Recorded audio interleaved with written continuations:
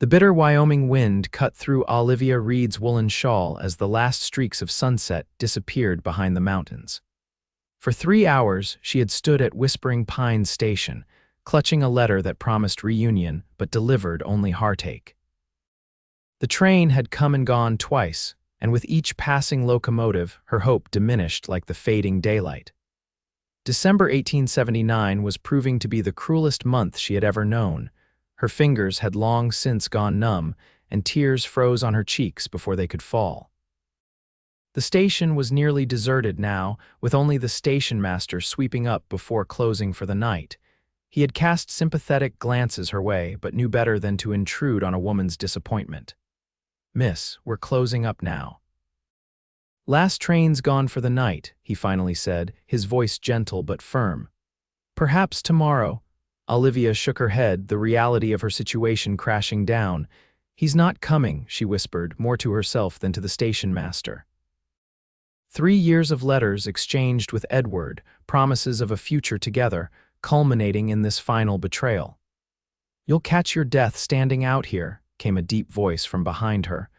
Olivia turned to find a tall figure silhouetted against the station's dim lamplight.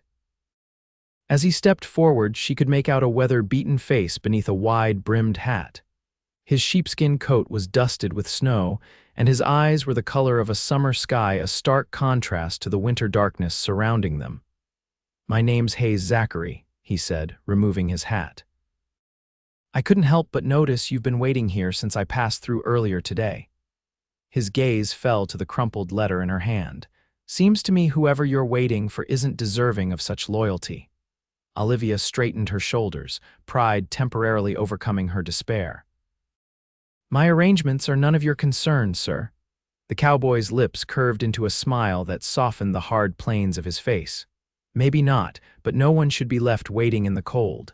He gestured toward the town's single hotel across the street. "Let me buy you some hot coffee at least before you decide your next move." "I'm perfectly capable of, I've no doubt of that," he interrupted, his tone respectful but insistent. "But even the strongest folks need a helping hand sometimes. The man you were waiting for never came." Hayes extended his hand toward her. "Then I'll be the one who did." Something in his words, or perhaps the quiet certainty in his voice, broke through Olivia's resolve. The full weight of her situation crashed over her, alone in Timber Creek, Wyoming, with winter setting in and no prospects in sight. The teaching position she'd arranged depended on her arrival as a married woman. Her trunk containing all her worldly possessions sat forlornly beside her, a testament to plans gone awry. "Just coffee," she conceded, not taking his hand but nodding toward the hotel. Hayes picked up her trunk with ease. "Just coffee," he agreed. The Golden Spur Hotel's dining room was nearly empty at this hour, with only a few travelers finishing late meals. The warmth hit Olivia like a physical force, bringing painful sensation back to her extremities. She sank into a chair near the crackling fire while Hayes ordered coffee and stew from a tired-looking waitress. "You don't have to feed me," Olivia protested weakly. "You've been standing in 20-degree weather for hours. Food isn't charity, it's common sense." Hayes removed his coat but kept his eyes on her. "I don't mean to pry, but I'm guessing you've got nowhere to stay tonight." The coffee arrived, and Olivia wrapped her hands around the steaming cup.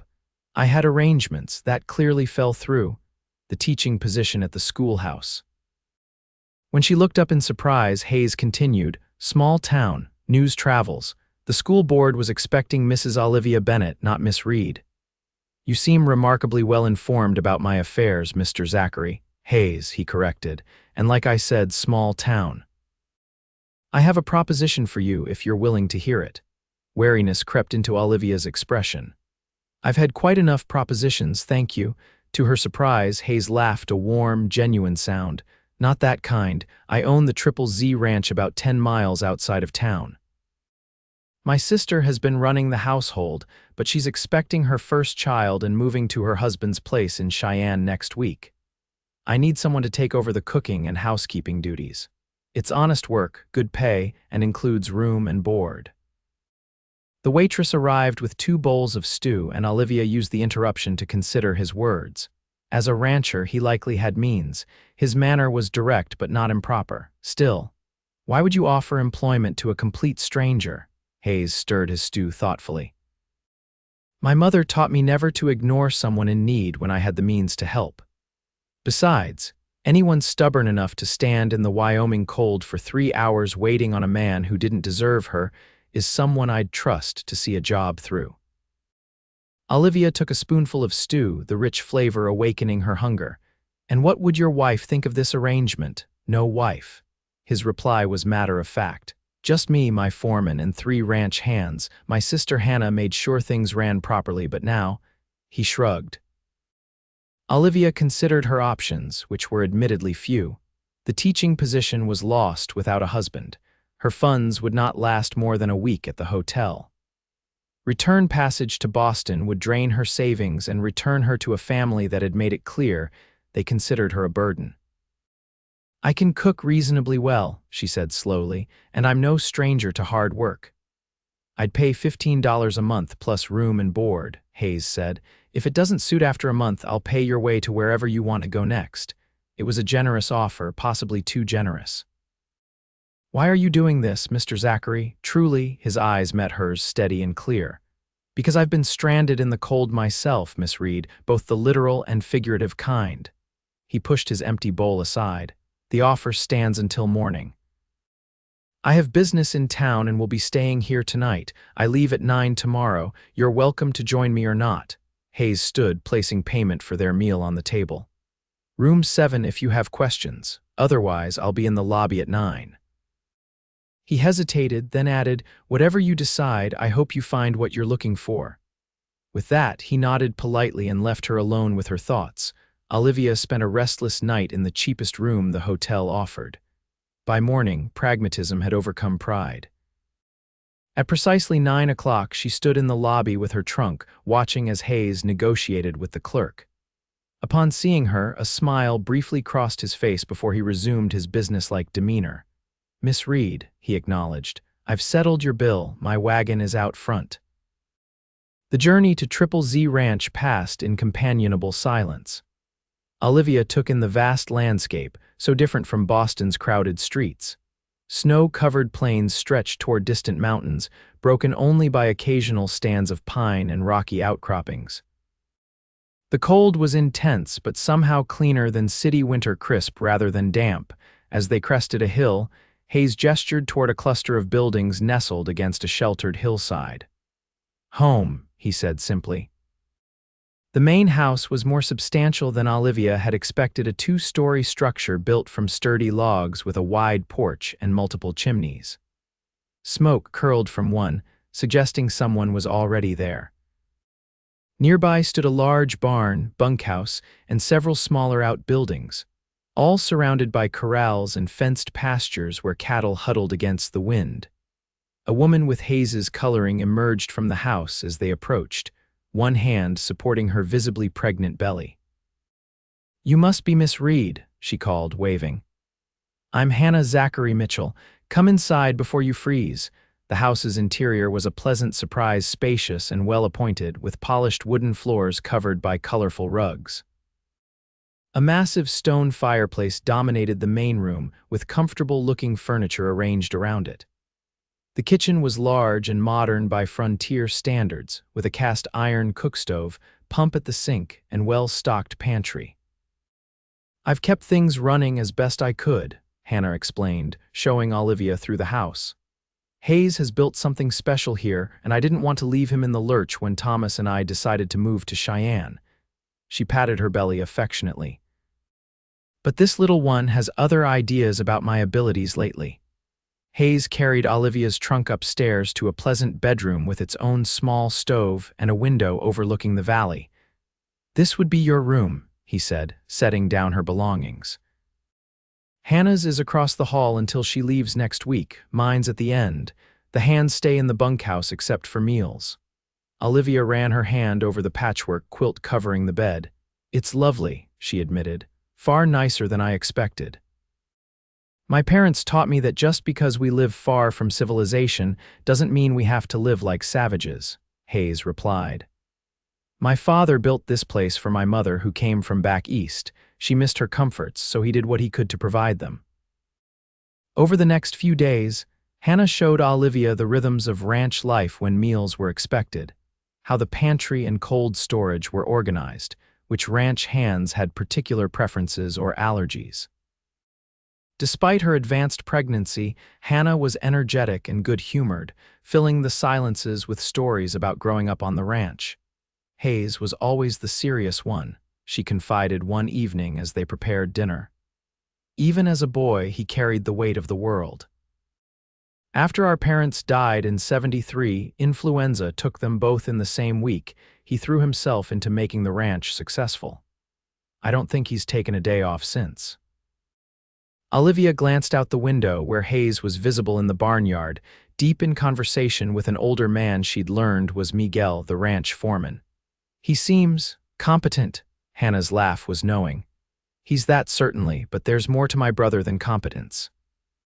He reads poetry by lamplight, plays the fiddle when he thinks no one's listening, rides out sometimes just to watch the sunrise. He feels things deeply, just keeps it all buttoned up tight. Before Olivia could respond, the back door opened, bringing a blast of cold air and the men in for dinner. The conversation shifted to cattle, weather, and ranch business. That night, unable to sleep, Olivia crept downstairs for tea. To her surprise, Hayes was still up, sitting at the kitchen table with account books spread before him. "Trouble sleeping?" he asked without looking up. "New surroundings," she replied, filling the kettle. "Would you like some tea?" He finally raised his eyes, studying her for a moment. "Thank you, that would be nice." As she moved about the kitchen, Olivia was acutely aware of his presence. In the week since their meeting at the train station, they had rarely been alone together. Now, in the quiet kitchen lit only by a single lamp, there was an intimacy to their situation that made her simultaneously nervous and curious. "May I ask you something personal?" She ventured, setting his cup before him. Hayes closed his ledger. "You may ask, I may not answer." "The man I was waiting for, Edward Bennett, did you know him?" Hayes's expression remained neutral. "Why would you think that? You knew about the teaching position, about me." She wrapped her hands around her cup. "It seems a remarkable coincidence. Timber Creek has fewer than 500 souls, Miss Reed. The arrival of a new schoolteacher was notable news." When Bennett wrote to the school board declining the position they'd offered him and mentioning his fiancé would be seeking work instead, people talked. Olivia felt heat rise to her cheeks. "So everyone knows I was abandoned." Hayes's voice softened. "They know Bennett isn't worth mourning. What you choose to feel about it is your business alone." The simple kindness in his words brought unexpected tears to her eyes. She turned away quickly, but not before he noticed. "I've upset you. I apologize." "No, it's not." She took a steadying breath. "It's the humiliation more than heartbreak, if I'm honest. 3 years of correspondence, of planning a future together, and he couldn't even face me to end it." Hayes was quiet for a long moment. "Some men lack courage when it matters most," he finally said. "I suspect you're better off without him, though that's cold comfort now. And what about you, Mr. Zachary? Do you possess courage when it matters?" His eyes met hers, and something electric passed between them. "I try to," he said simply. "Sometimes I succeed." The conversation shifted to safer topics: the upcoming winter, ranch operations, Hannah's imminent departure. By the time Olivia returned to her room, her tea long finished, she felt a strange new warmth that had nothing to do with the beverage. The day Hannah left was bittersweet. Her husband Thomas arrived with a comfortable wagon outfitted for the journey to Cheyenne, and the siblings shared a long embrace before parting. "Take care of him," Hannah whispered to Olivia as they said goodbye. "He'll never ask for help, but that doesn't mean he doesn't need it." With Hannah gone, the household dynamics shifted.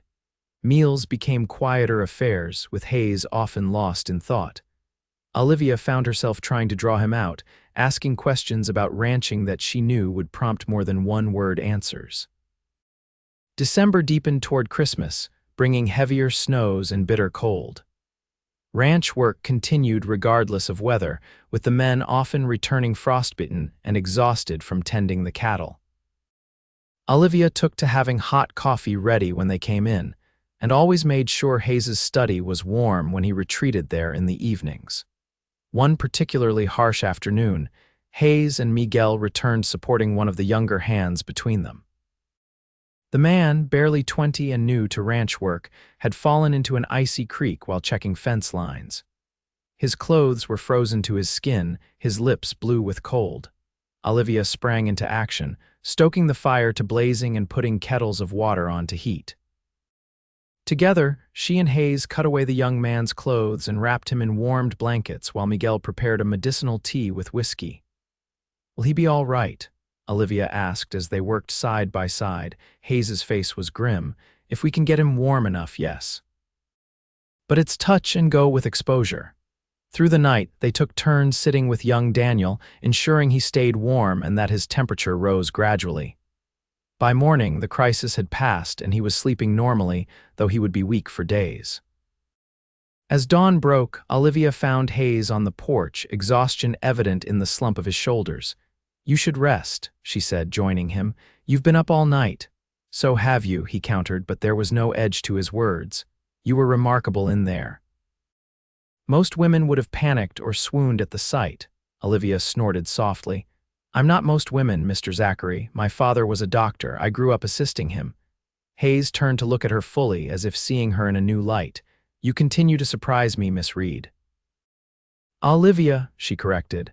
"After saving a man's life together, I think we can dispense with formalities."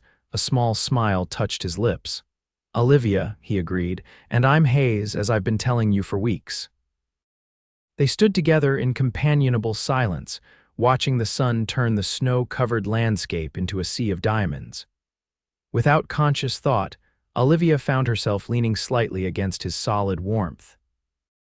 "I should check on Daniel," she said eventually, reluctant to break the moment but aware of propriety. Hayes nodded.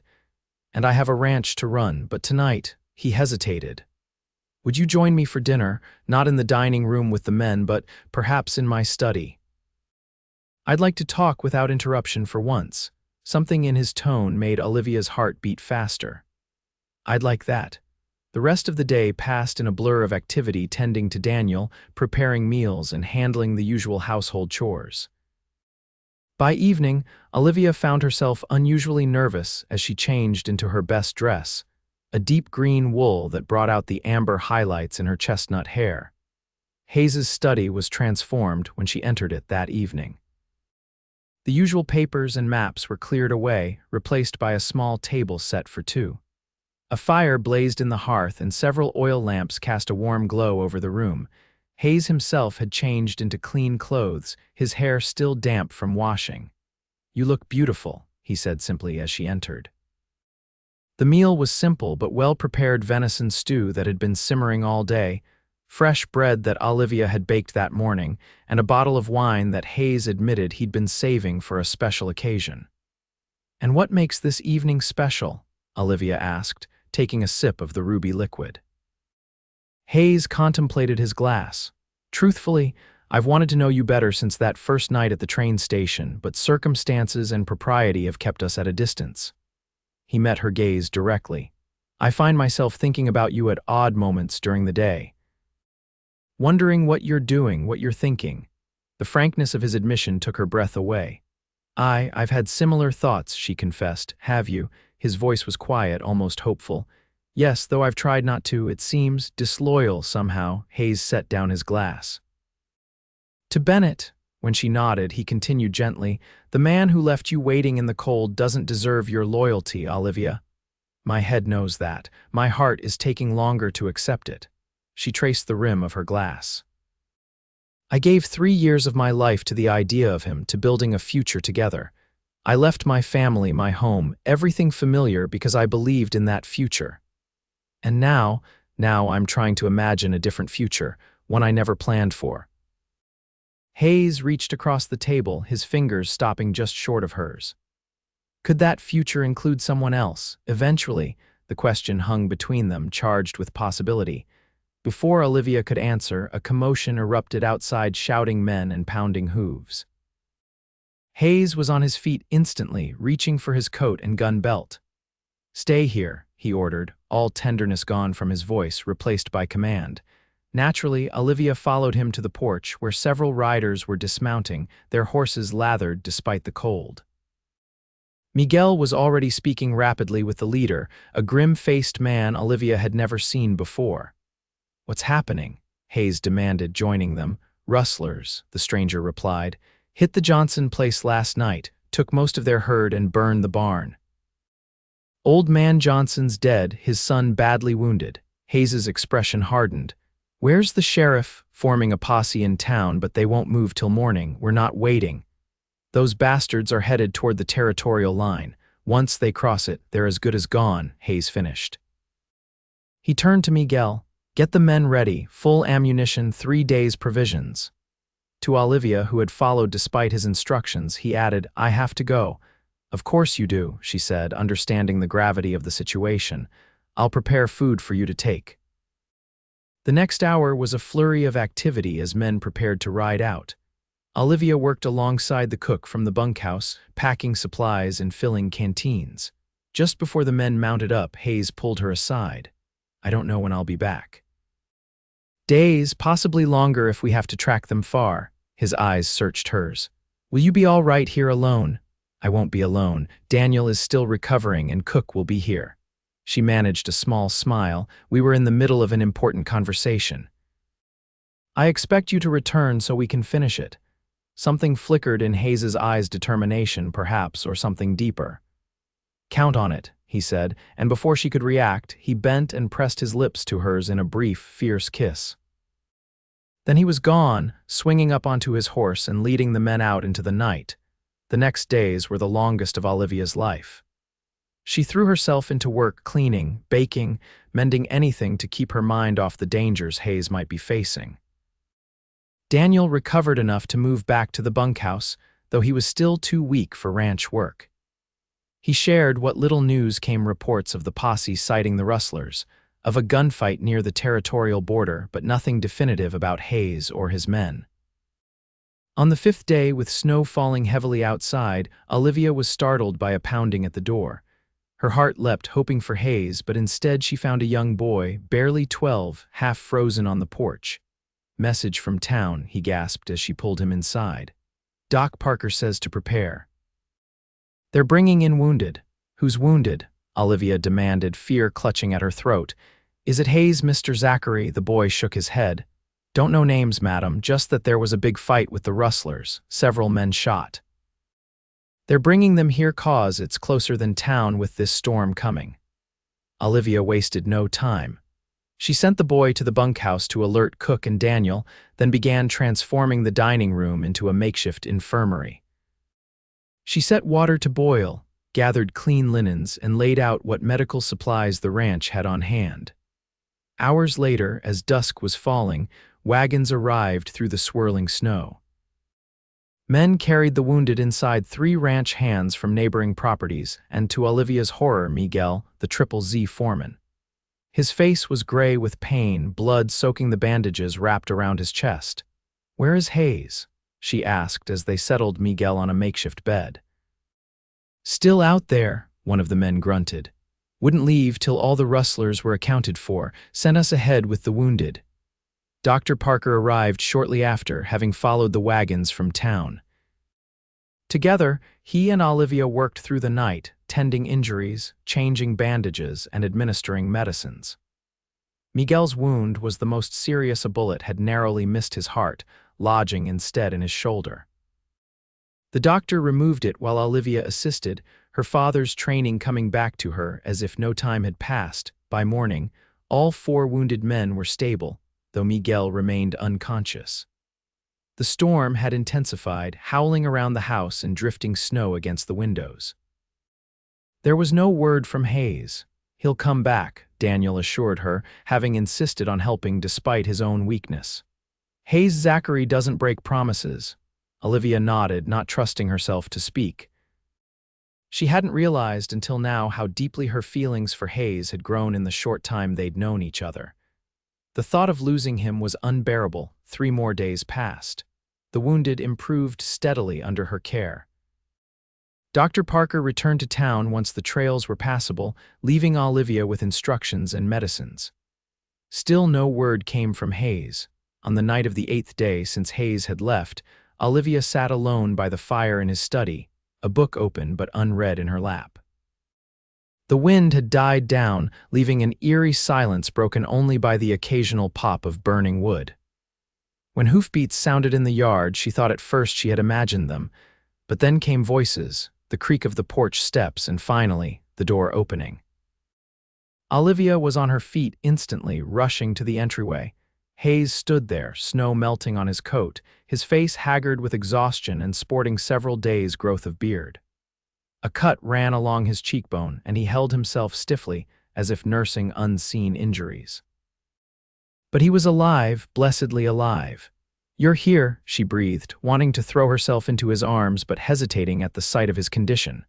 "I promised I'd come back," he replied, his voice rough from cold and disuse. His eyes never left hers as he removed his hat and coat. "Miguel."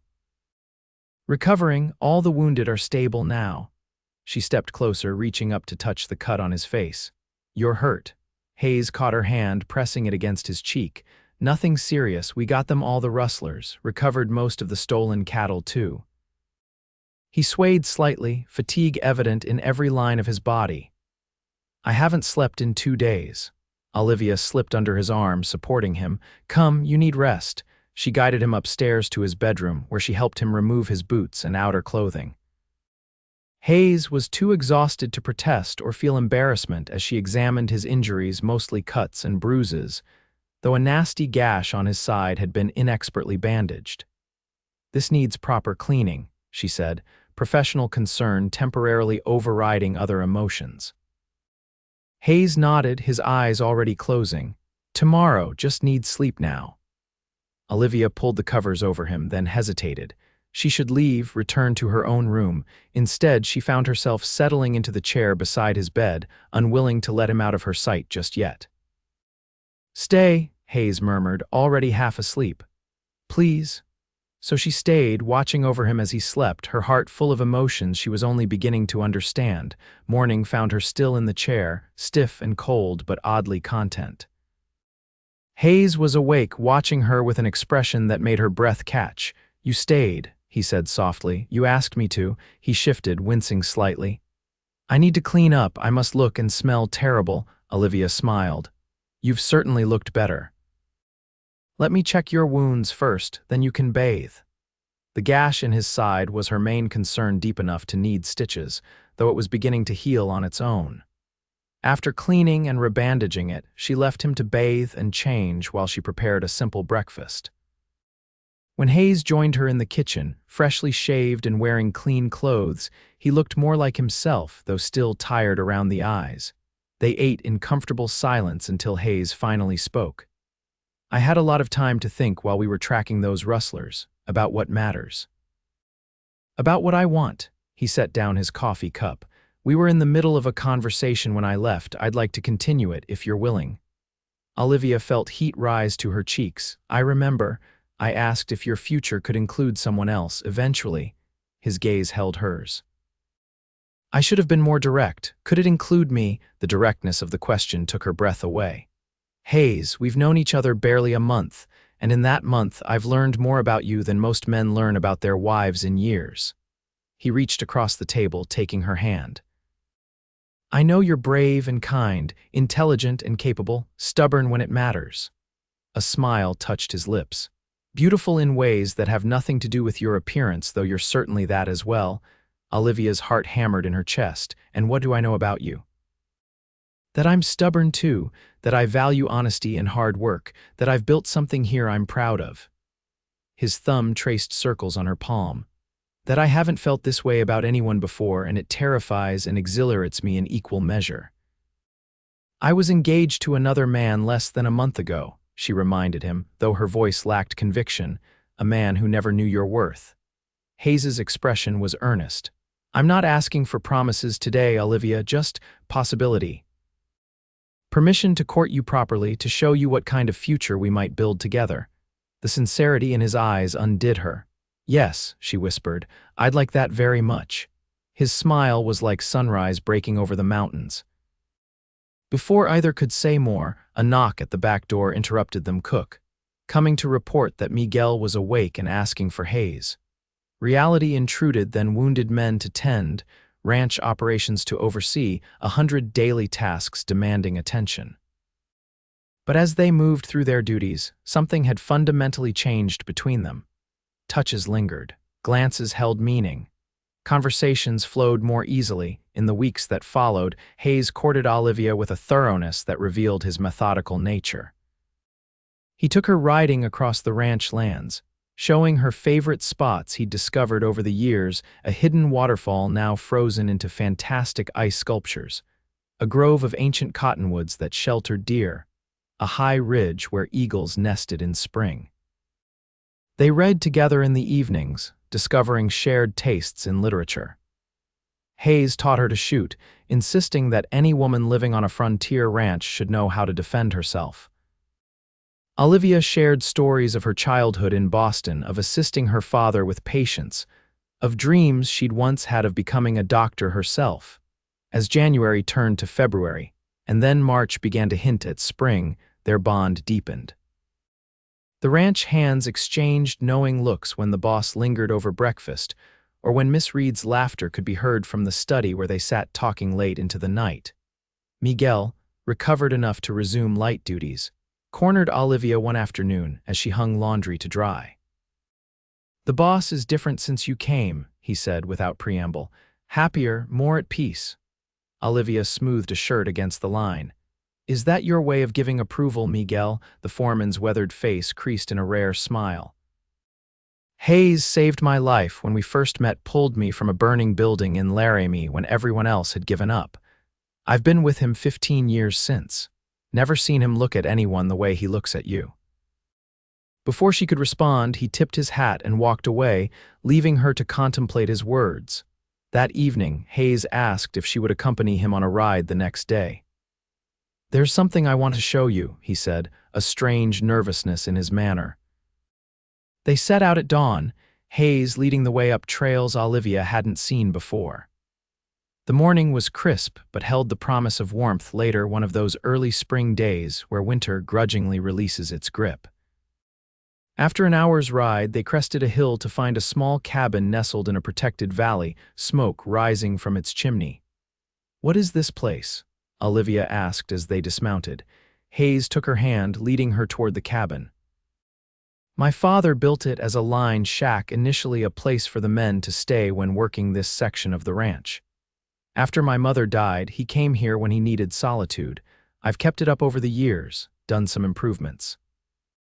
Inside, the cabin was simple but comfortable, one large room with a stone fireplace, a small kitchen area, a bed built into an alcove, and a sitting area with 2 chairs facing the fire. Everything was spotlessly clean, with fresh bedding and curtains at the windows. "It's lovely," Olivia said, turning in place to take it all in. "Peaceful." Hayes watched her, something unreadable in his expression. "I come here to think sometimes, to remember them." He gestured to a small shelf where several framed photographs sat, an older couple she assumed were his parents, a younger Hayes and Hannah, a family grouping taken years ago. "Thank you for sharing this with me," Olivia said softly, understanding the significance of being brought to this private sanctuary. Hayes took a deep breath. "I brought you here for another reason." He took her hands in his.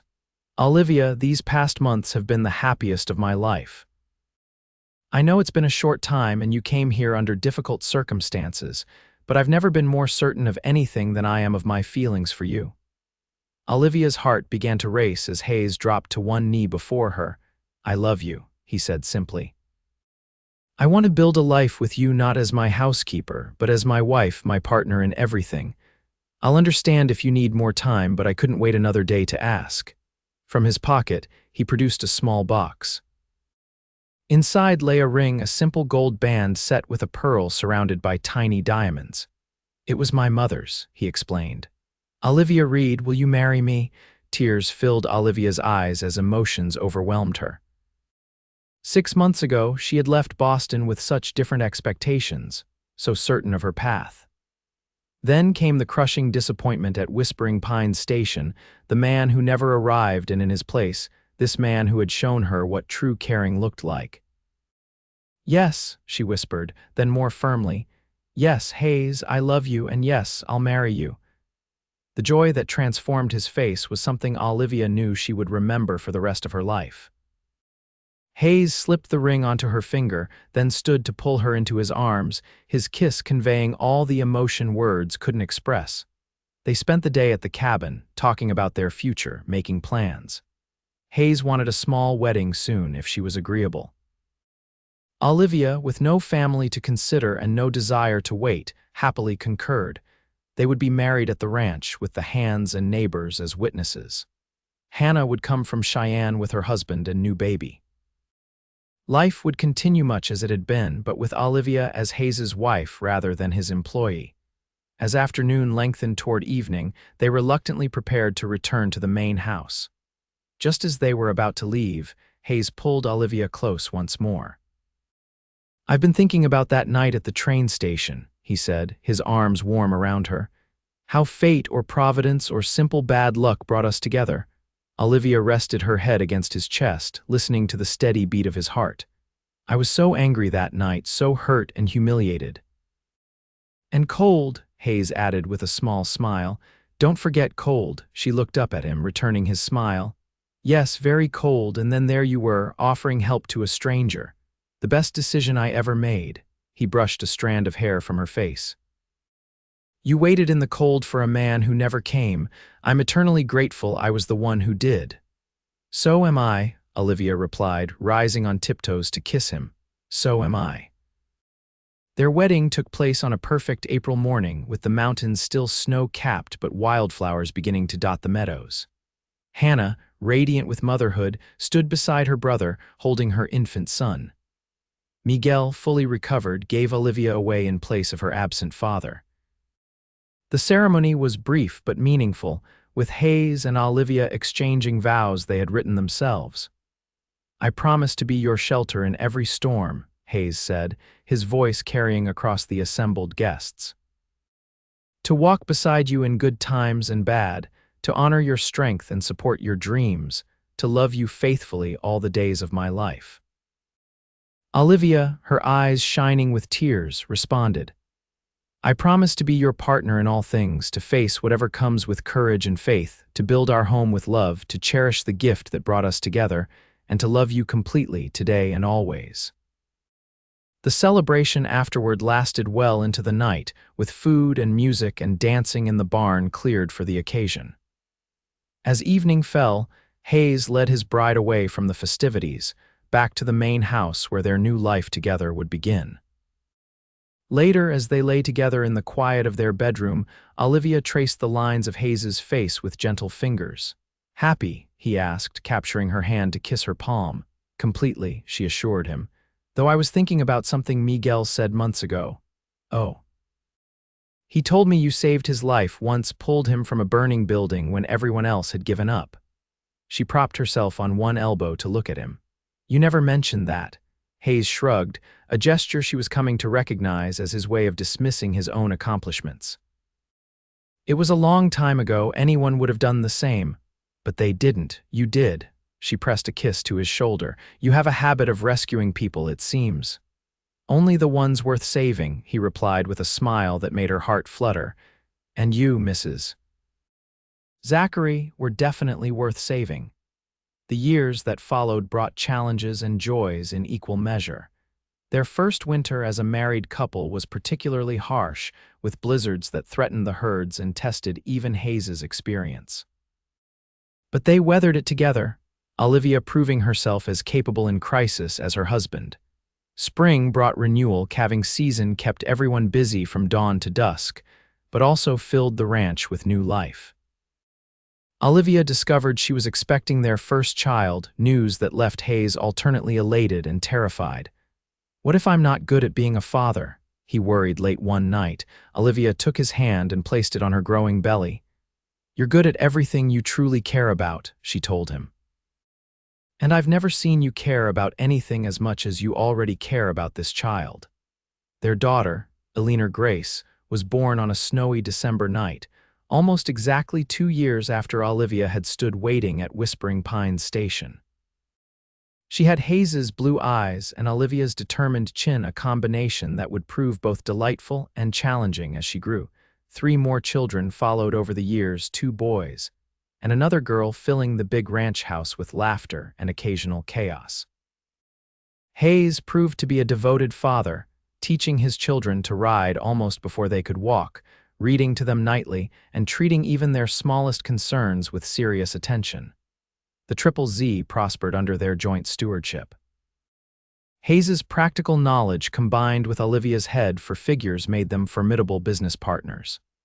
They weathered economic downturns, drought years, and the changing face of the West as railroads and new settlements transformed the territory into a state. On their 20th wedding anniversary, Hayes surprised Olivia with a journey back to Boston to visit her family. Relations had been strained when she left, but the successful rancher's wife was welcomed more warmly than the penniless spinster had been. Hayes charmed her mother and impressed her brothers, while their children's eastern cousins were fascinated by stories of ranch life. "Are you ever sorry you didn't get to be a teacher?" Hayes asked as they traveled home, the train carrying them west across a country that had changed dramatically in 2 decades. Olivia considered the question. "I've taught our children and the ranch hands children, and now I'm on the school board helping build the new academy in Timber Creek. I'd say I found my way to teaching after all, just not as I expected." Hayes nodded, understanding as always. "And are you sorry about the rest of it, the way everything happened?" Olivia knew what he was really asking after all these years. Did she ever regret that Edward Bennett hadn't shown up that cold December night?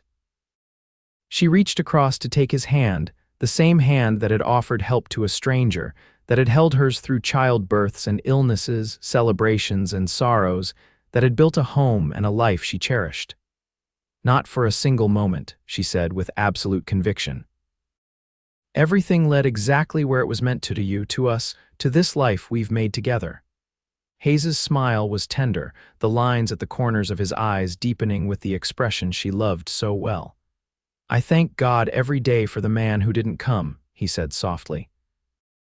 Olivia leaned against his shoulder as the train carried them homeward. "And for the one who did," she added.